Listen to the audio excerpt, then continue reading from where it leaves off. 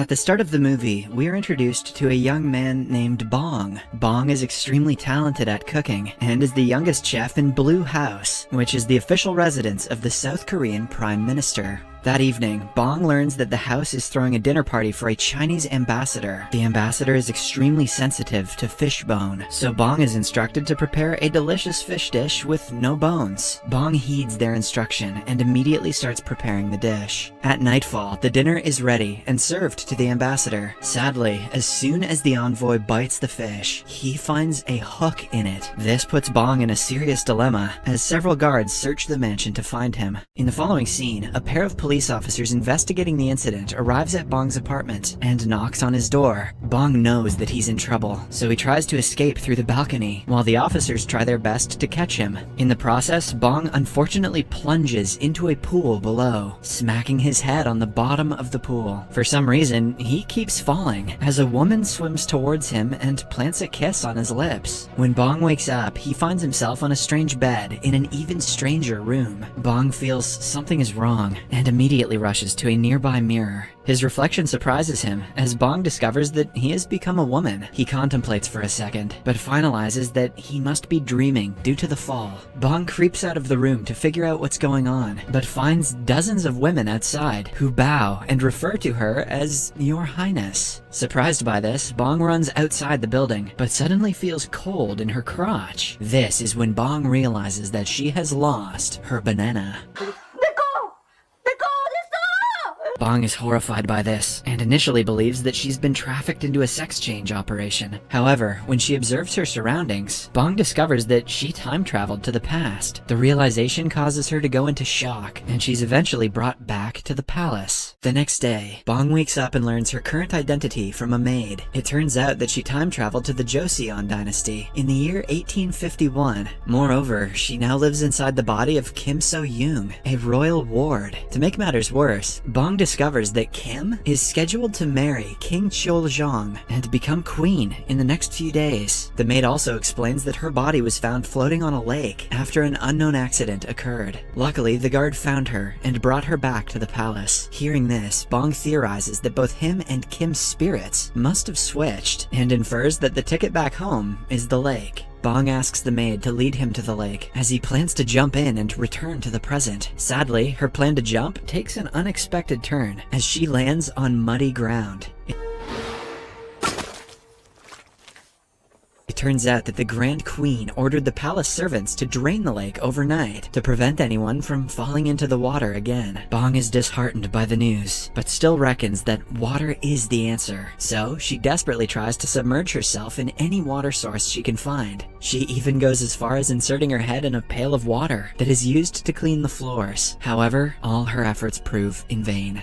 A few days later, the wedding day arrives. Bong is unaware of the dynasty's customs, but with the help of her handmaids, manages to complete the required wedding rites. That night, Bong, who is now queen, is invited to the king's chambers to sleep with him. Bong is horrified by the thought, and offers the king some alcohol in hopes of him passing out. Fortunately, the king falls to sleep, much to Bong's relief. The following day, Bong wakes up with a hangover and is offered some food. However, she is disgusted by the soggy meal, and passes a message to the royal chef to cook ramen instead. The chef is confused by the term, but tries to make the foreign meal based on Bong's instruction. The chef tries multiple times to make the dish, but Bong is dissatisfied with every attempt. The first dish is too healthy, while the subsequent dishes are too bland and spicy. Eventually, the chef becomes upset and gives up.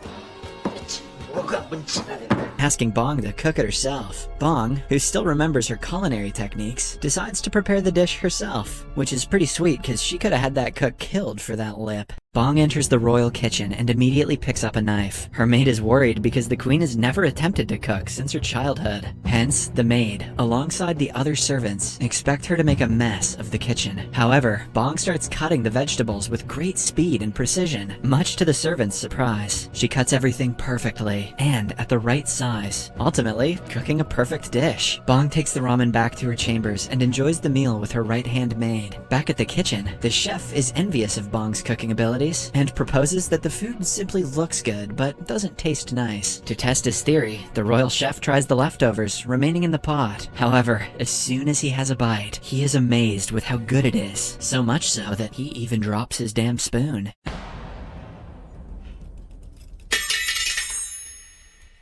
After the eventful encounter, Bong suddenly comes up with an idea. The new queen realizes that she can easily win over the royal family with her culinary skills. The lake was drained by the Grand Queen, so if Bong can please her with some food, she might agree to refill the lake. Bong instantly returns to the kitchen, but the jealous royal chef asserts his authority and refuses to let her inspect the food being served to the Grand Queen. Bong is pissed at this and challenges him to a speed cooking contest. The royal chef initially backs out from the fight, but accepts the challenge after Bong teases him. A servant rings a bell and the contest begins. The head chef takes his knife and viciously cuts a bunch of carrots. However, the queen's hands are faster and quickly cut some cucumbers with ease. After several minutes of cooking, Bong's dish is ready and she is the first to ring the bell, thus winning the contest. The royal chef is upset and argues that though speed is important, taste is the ultimate test of a chef. Confident, Bong agrees and requests the royal cuisine inspector to taste both dishes to see which is better. The inspector is fascinated by Bong's cuisine and declares it is the better dish, prompting her to take charge of the royal kitchen. Bong uses her newly acquired status to her advantage as she analyzes the Grand Queen's meals. Bong discovers from her food choices that the Grand Queen is a picky eater due to her recent development of toothache. Thus, Bong decides to make a meal with a soft texture for the aristocrat. Bong gets to work right away and begins making a potato porridge. First, she pours some milk into the pot and adds the right ingredients, as she occasionally tastes the mixture. Then the potatoes are eventually added to the pot, after which the dinner is served with some flour toppings for a cohesive presentation. Bong is pleased with the final product and delivers it to the Grand Queen herself. The queen greatly enjoys the meal, but highlights that the dish is not perfect as it arrived cold. The temperature change is caused by the perfectly mashed potatoes to lump, hence slightly altering the taste. Also, the porridge spilled on the sides of the plate also affected the presentation. Bong is distraught to hear this, and sadly begins her trip back to the palace. While in her carriage, Bong brainstorms on the alternative means of delivering food to the Grand Queen. Shortly after, she comes up with a stellar idea.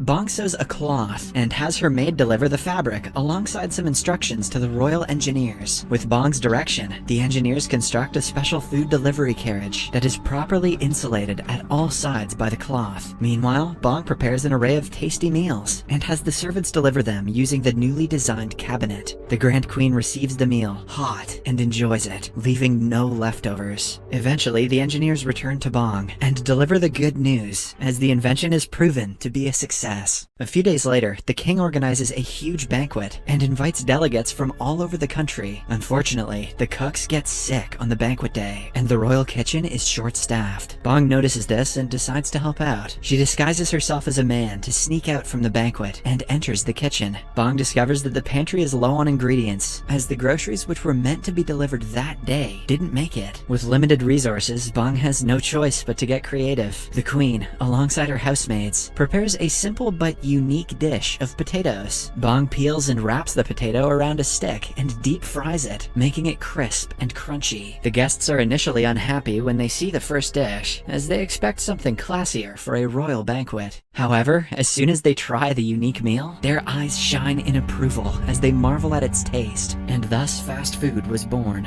Bong's second dish is a bit more tasking, as there's no meat in the kitchen. She creatively decides to use beans to make a veggie burger with a tomato relish at the sides. Bong is pleased with her invention and names it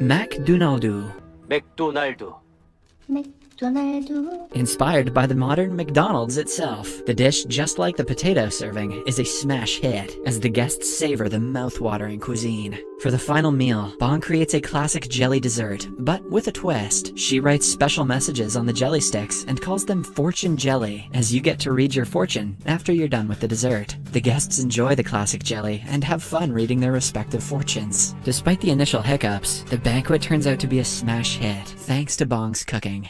The Grand Queen, who also attended the banquet, is impressed by Bong's skills and finally asks her to make a request. Without any hesitation, Bong asks her to refill the lake. The Grand Queen grants her request and commands the servants to start working on the job. Sadly, as it is the 19th century, there are no advanced machines to aid this task. Hence, the servants can only transport water manually with wooden buckets. The process is unbelievably slow, as the servants make a long trip from the town's well to the lake. Bong is annoyed by this and swiftly comes up with a new method. She asks each servant to stay at one spot and simply pass the bucket from one person to the other. The people are pleased with the system, as it makes the job easier and faster. They all continue the task and work on it patiently, while Bong oversees the lengthy process. Several days pass, but the lake is yet to fill. Bong soon gets tired of waiting and becomes desperate. Luckily, a heavy downfall begins, which slowly but gradually waters the lake. Bong is overjoyed by the weather change and dances ecstatically under the rain.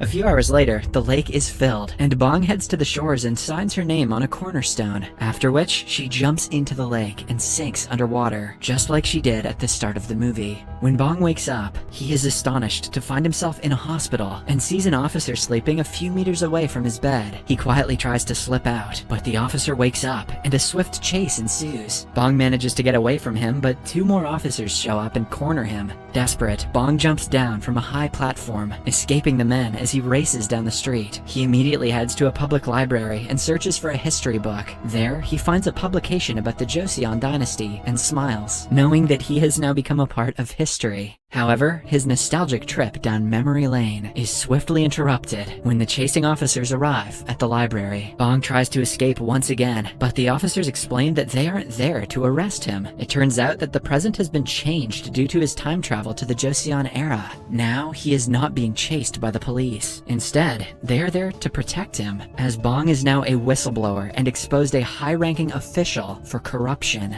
Bong rushes to a nearby computer and searches the web to confirm their claims. Soon after, he discovers that they are telling the truth, as history and the present world has indeed changed. The movie ends with Bong standing on a street as he relays a positive message on how a small change in the past can greatly affect the future. Also, the life lesson that meals are always better with Bong. Subscribe for more videos like this, turn on notifications, and leave a like to help the channel out. Thank you for watching.